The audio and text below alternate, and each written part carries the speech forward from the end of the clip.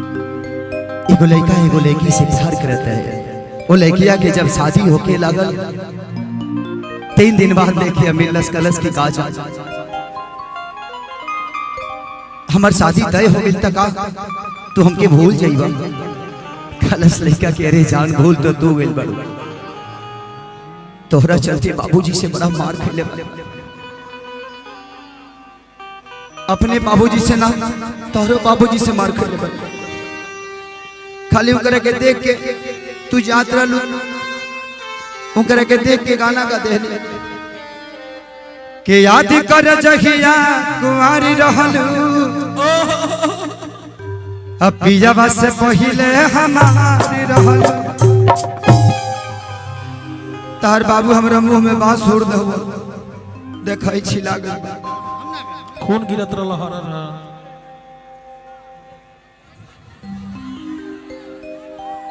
ए जा कि कैसे बताई कि कैसे जिया तानी रे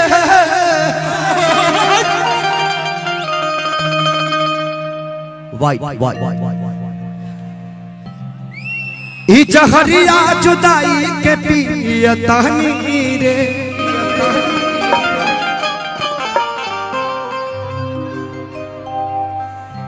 कि तू जईबू ससुरा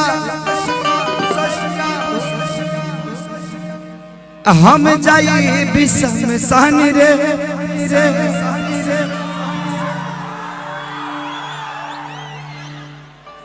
अब का फायदा हे मौत के सीनी देख दुनिया जहान रे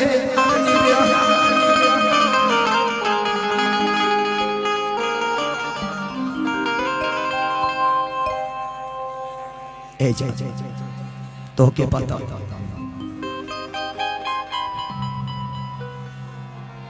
कि तोहरा से जुड़ल बाबे दिल के कनेक्शन हो हम न जननी की ताहर प्यार करिए तना रिएक्शन हो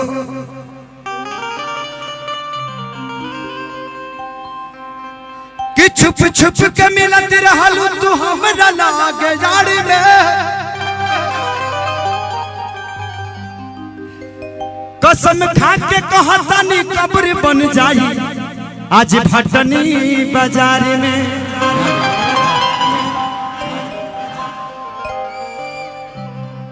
आज कसम खा के कहतानी कि यही भटनी बाजार में हमार समाधि लगा तो से कह देता नहीं जा कि जान गईनी ये बोझा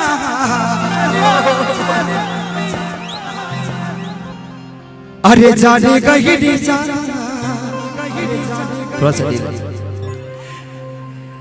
कि जान गईनी ये बोझा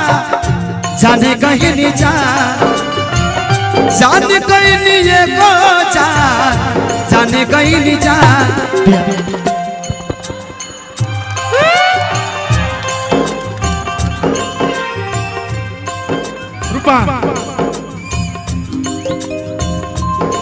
प्यार नहीं खेल खल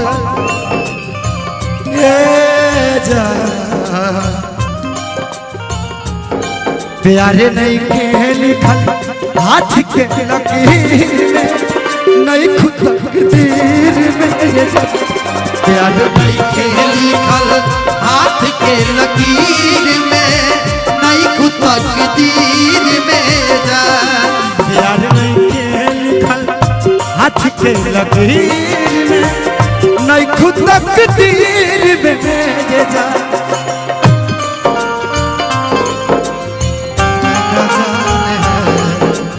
हमने एक चाचा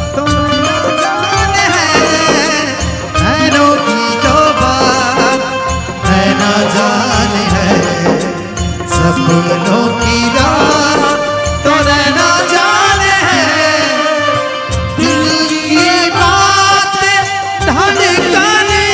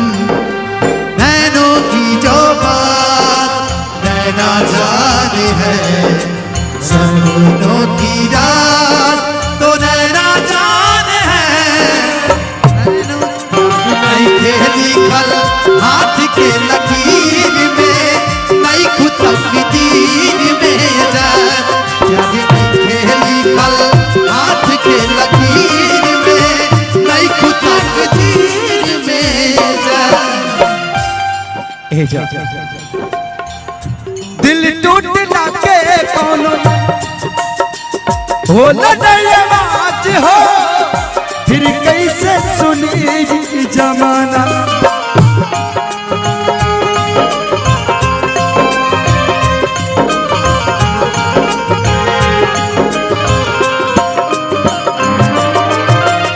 हो जाइबू दोसर के तू कुछ दिन के बाद दिल पगला रोही बन दीवाना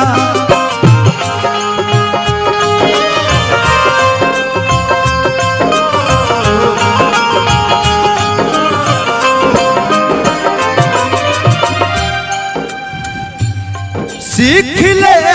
हम भी ओ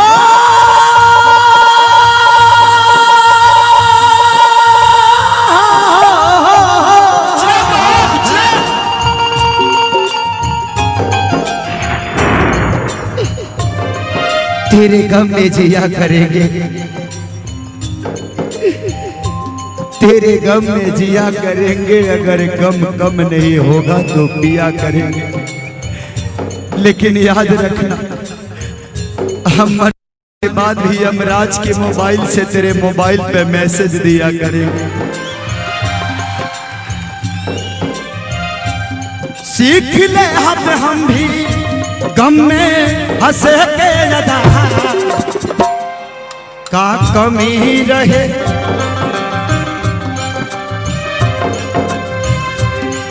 का कमी रहे खेसरिया अहीर में तकदीर में खेसरिया अहीर में नहीं खुद तकदीर में प्यार नहीं लिखल हाथ के लकीर में नहीं खुद तकदीर में जा प्यार लिखल हाथ के लकीर में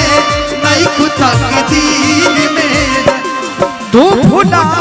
के जुदा ना करा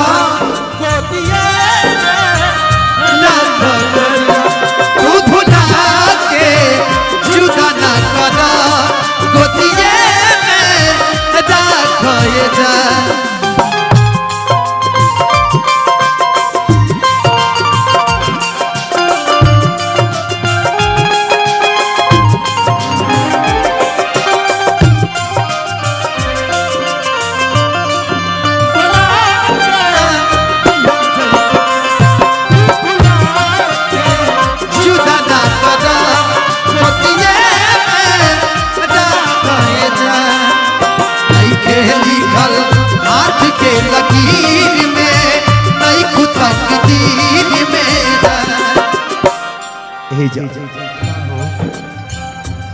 अब एकर का फायदा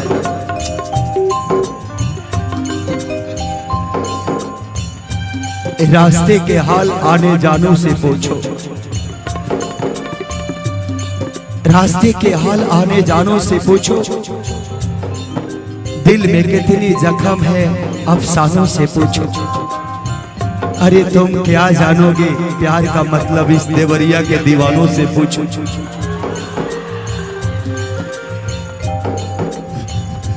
अक्सरी होला के हंसे के सुनवेला प्रेम के भी दिला कुछ अजीब बा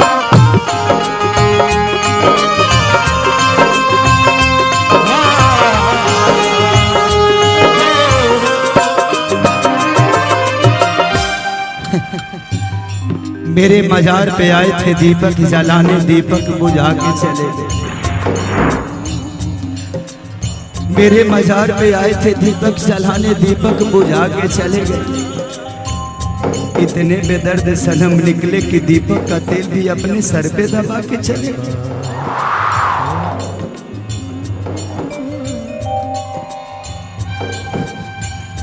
अक्सरी गोला के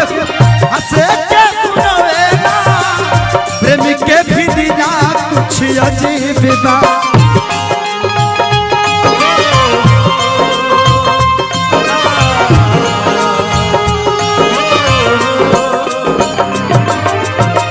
बेवफा भी कहती कैसे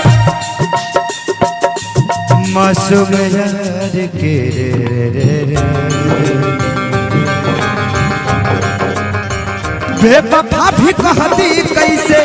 मासूम यार के दागा बाज अपन की नसीब बा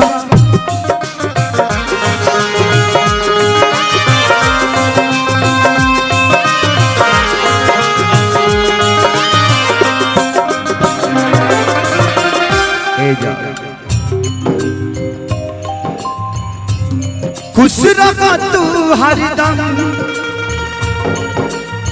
हो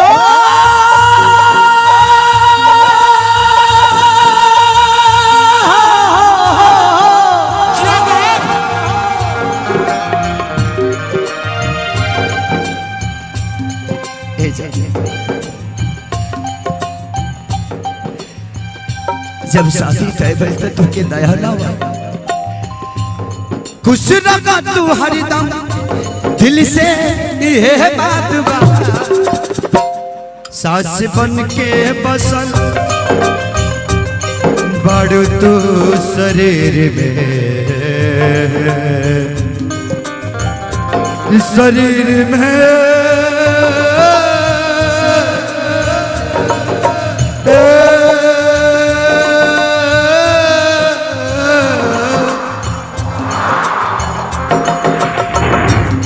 सास बन के बसल बड़ तू शरीर नहीं खुद